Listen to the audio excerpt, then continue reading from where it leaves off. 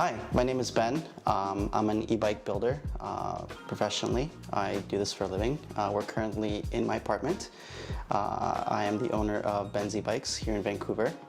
To your left, you're gonna have my 3D printer, which at the moment is still a bit of a hobby, but 3D printers are kind of cool. They're new technology, very, emerging still at the moment.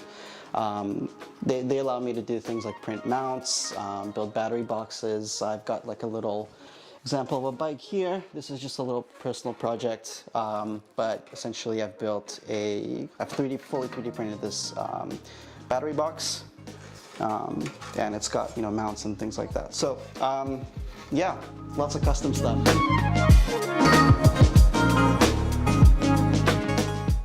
This is essentially a brand new mountain bike that we've converted it into an e-bike, and the job of this bike is to essentially rival the kind of electric mountain bikes that you can buy in the store for price and performance. So this thing will weigh about 50 to 60 pounds, but will have a lot more range and a lot more power than what you'd be able to find in a store.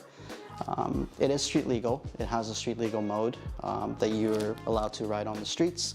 But if you ever want to take it off-road, you have a little bit more power, range, and performance available to you. In here, we have the battery compartment as well as what's called the controller. The controller is the brains of the entire situation. So it controls the power that goes to the motor, all the inputs, the lights, the throttle, anything that you would ever have on a bike goes through the controller and everywhere else.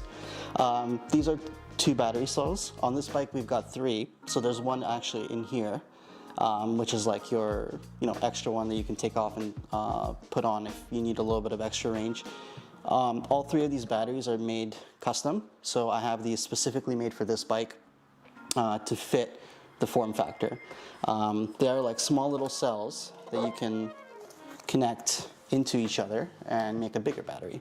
So super modular, and it all kind of works together to make this bike quite fast, powerful, off-road,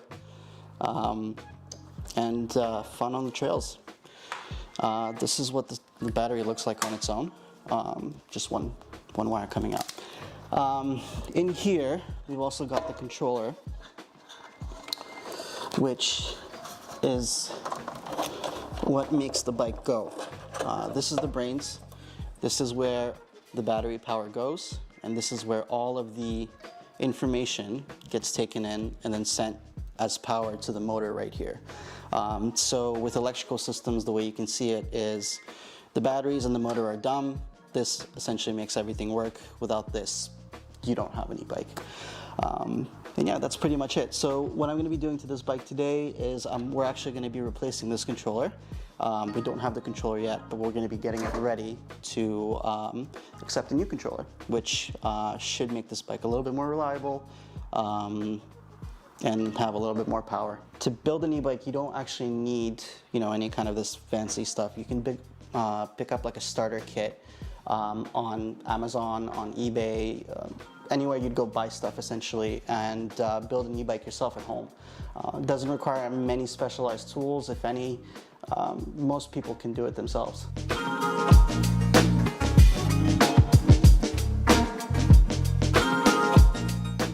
This is one of those bikes that's really popular at the moment, the Super 73 brand.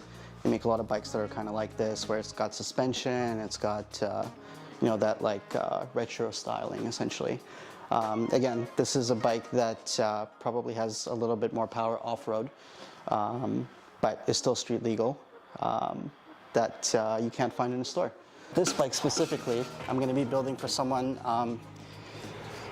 in Washington, D.C., and they wanted something a little bit different, so we're just starting with the bones. As you can see, it's still this project's very much in its infancy. It's got a rear suspension, and I'm actually getting the fork customized at the moment. It's a cargo-specific fork that's going to go on the front. It's going to also be with suspension in the front. But in order to make it work, we've got to make make it steerable, which is what we're getting fabricated right now, is the steering connections. But this is the motor that goes into it. This is an electric bike motor. It's quite big, it's quite heavy, it probably weighs about 12 kilos.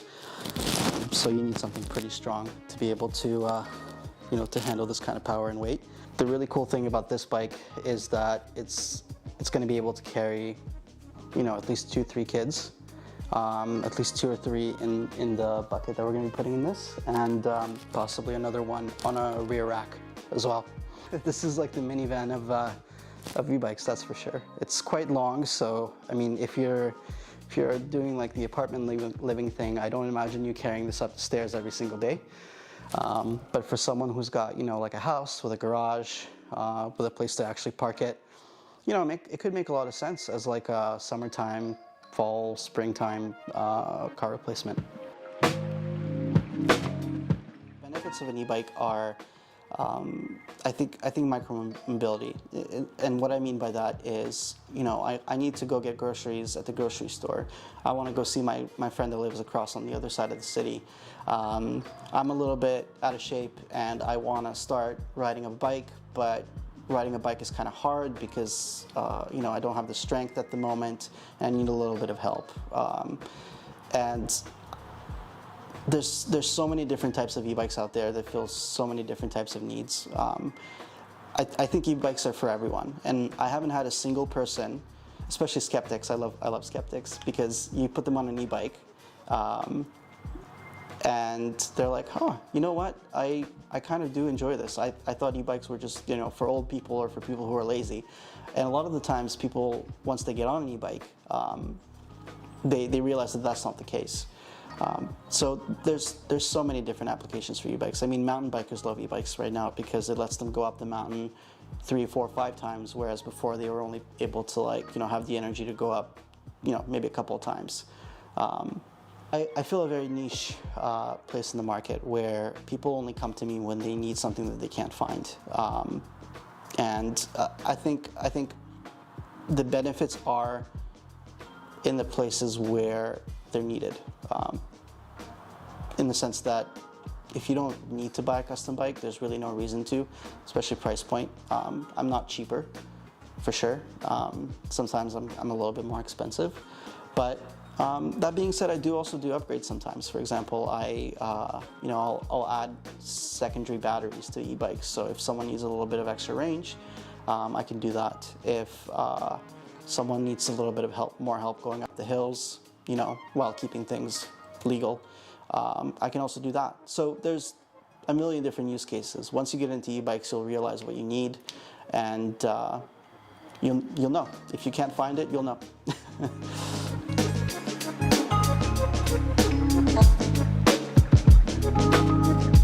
Replacing a car, yes and no. E-bikes are limited in range and in speed and in the places that you can take them. I would say that it's a great addition to a car because, again, we're in the middle of winter here in Vancouver and it rains and rains and rains. So personally, I wouldn't want to go out in the rain, especially in the cold in the winter. Maybe some places where it's relatively dry all year and it's relatively warm, maybe, but not for us, not here. I don't see it as being something that'll replace, cars altogether.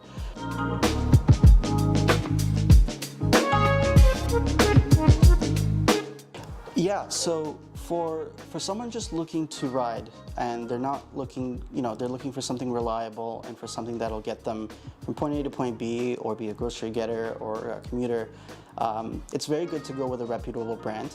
There's a lot of cheap e-bikes out there.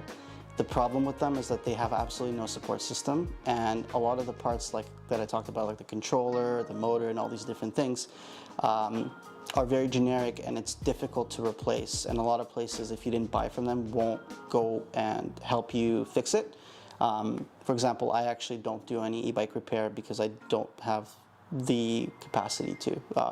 Every single bike that's generic, Chinese bike, I'm not talking about the big companies, they all use different parts and they're not interchangeable. And for a layman, for someone who just needs a bike, they're very difficult to repair, and a lot of the times people just throw them away because there's not much that they can do with them once X part goes. So sticking with bigger companies like, for example, Rad Power, you know, they're pretty decent bikes. They're not like the best bike, but they're a decent entry-level bike. I'd probably recommend going with a company like that. You know, depending on your budget, you can, you know, explore different brands at different price points with different features. So again, nowadays, like with e-bikes, they've got them for almost any budget. But do stay away from, you know, the fly-by-night kind of brands.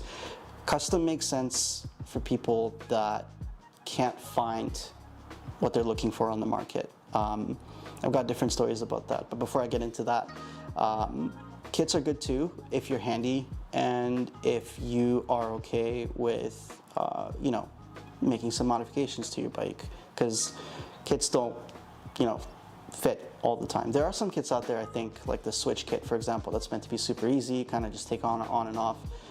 It's limited in power and what it can do, but I mean, yeah, it's another entry-level kit that you can get. Any kits will do the same job, essentially. You just have to, you know, put in the time and the effort, and if you're willing to do it, you can definitely save a couple of bucks, especially if you've got a nice bike at home. But what I do, for example, is I build bikes that people can't find on the market. And it's not just like these big, super cool looking e-bikes. I've had a couple of people approach me, actually a couple in their late 70s who they've been touring their entire lives, so bicycle touring. And they're getting on a bit, so they're not as strong as they used to be, and they needed a little bit of help, but they needed a bike that they could fly with. And one of the things that's problematic with that is big batteries. You're not allowed to bring them up as like a carry-on on an airplane. So I built them a battery that was modular that you can kind of just like click together and take apart, and it meets the FAA standards of like 100 watt-hours per battery. So when you're flying with your carry-on, you just unclick them all together, put them in your carry-on, and then whenever you land and you know you're ready to travel, essentially you just connect them all together, put them into your bike, and you're off. So, you know, different needs, I'm there to fill them, essentially. You know, there's a lot of manufacturers out there that will claim, you know, oh, our bike has a 100-kilometer range. When in reality, you buy the bike and, you know, you have it out for the day, and you realize, you know what, that's nowhere near the, you know, as close of a range as I can get. Electric bike companies, electric car companies, they all do kind of the same thing. So it's not just e-bikes that are kind of guilty for this. But specifically about this bike, for example, so I mentioned before it's got a couple of different modes. So with all three batteries in, you know, riding around the city mode where your speed limit's 32 kilometers an hour, you know, you can, with this bike, with these three batteries, you can actually get close to about 90 kilometers in range. And that's just by using throttle. So if you were assisting the system by pedaling, you can actually get a lot more. So, you know, 150 kilometers wouldn't be something that's unrealistic with this specific bike. Most e-bike companies will claim that they have really, really big range numbers, but it is what it is. They have to say the biggest number possible to make sales. So that's kind of it. And then in terms of power, here in Vancouver, or in Canada in general, we're limited to 500 watts on the streets. So this bike does 500 watts in street legal mode. But if you take it off-road and you put it in off-road mode, it can go all the way up to 3,000 watts. And that's something that obviously you don't want to do when you're out on the streets. But if you're out on the trails where, you know, where it's sanctioned, where you're allowed to do it, 100% you can get 3,000 watts of power.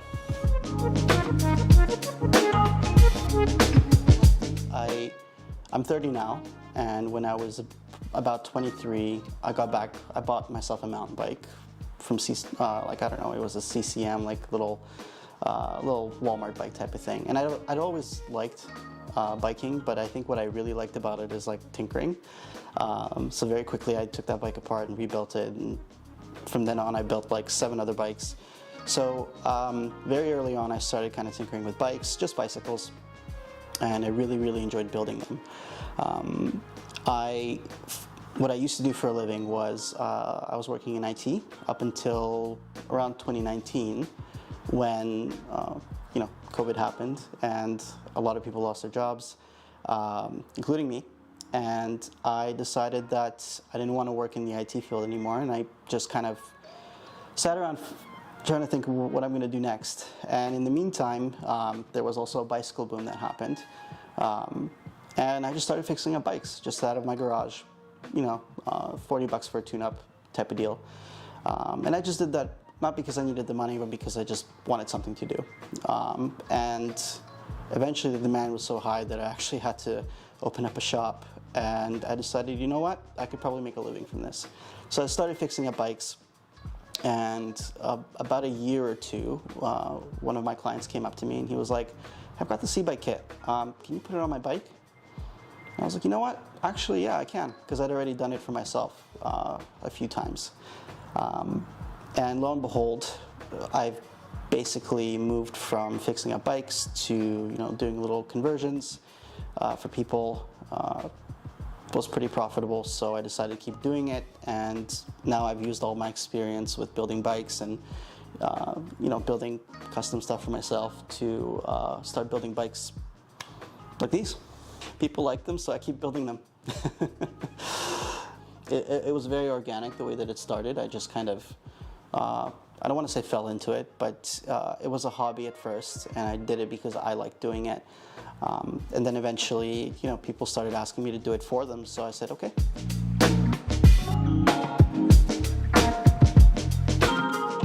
I'd like to see kind of the bigger brands take over. Right now, there's a lot of junk on the market. I'd like for the bigger brands to kind of get rid of that, and it's very possible, and I do expect that will happen eventually. It'll give the ability of people like me or other people who are skilled with e-bikes to actually help other people and help, do repairs and upgrades and things like that. I think that will be super beneficial for everyone. I'd like to see, less regulation in terms of, not less regulation, but maybe new regulation in terms of kind of like motorized scooters and things like that, just so that people can do this legally and be able to, insure their vehicles and wear the proper safety gear and get educated. I think that would be super helpful. Yeah, so with regulation right now, it's stated pretty clearly. It's 500 watts motor power on flat ground without pedaling. So, if you're selling a bike as a manufacturer, for example, you have to essentially make a bike that has a 500 watt motor, does not exceed 32 kilometers an hour on flat ground without pedaling, or with assist, but essentially you can't exceed 32 kilometers an hour. The thing is, people are always going to, mess with e-bikes, and it's really, really difficult to take an e-bike like this, for example, where you've got all the power. Obviously, you've got a street legal mode, but it's really hard to differentiate between what's legal and illegal. In the eyes of the law, they're very similar. What I think would help with that would be to loosen the laws, or the requirements to getting a moped license, for example, something for like 125 cc's or lower. The reason I say that is because we are moving towards micromobility. As here in Canada, at least, we see it a lot. We have a lot of scooters, we have a lot of e-bikes, and I think we should make the entry barrier easier for people to get into micromobility without making it something of a gray area, where like right now, technically in Vancouver, scooters are illegal, but you see people riding them everywhere, right? I think that it would be really beneficial, even for the environment, because I see e-bikes in the kind of taking over the moped space, where you don't need a tremendous amount of power to get around. You really only need it to get you from point A to point B. You don't have to deal with a motor, you don't have to deal with gas. You just plug it in, get on it, get to where you're going, come back. And I think like Vespa-style scooters are kind of the answer for that. But right now, at the moment, you need like a full driver's license, like a motorcycle license, to get anything that's over like 49 cc's, for example, or that can keep up with traffic. So what I would like to see is a lot more, not just for bicycles, but just for micromobility in general. Certain regulations loosened up to make it easier for people, to do this legally and insure themselves and be able to do it safely.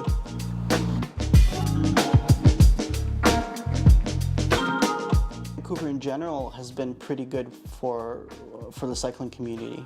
We've got a very, very big and established cycling community, not just for the brands, but for the people who love cycling. I think that Vancouver has done a great job in building a lot of bike lanes and shared paths. You can basically get from anywhere in Vancouver to anywhere on bike paths, for the most part, I would say. And that's really, really good. It's definitely helped the adoption of cycling here in the city.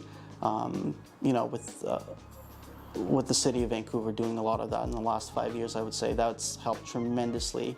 And you see it. I mean, if you live here, you definitely see how many more people in the summer are cycling.